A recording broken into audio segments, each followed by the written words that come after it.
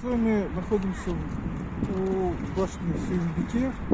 Это легендарная башня, которая долгое время была символом нашего города и нашей республики.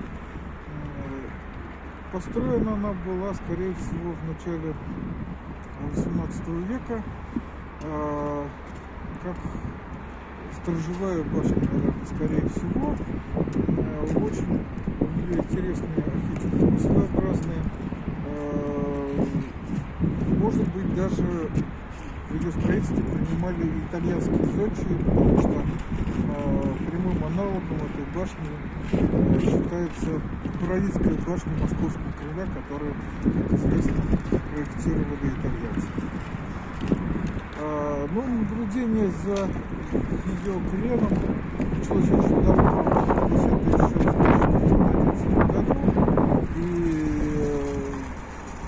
тогда вот пытались ее укрепить, сделав ей такой металлический бандаж, и с тех пор, в общем, с различной регулярностью ведутся наблюдения за ее отклонением.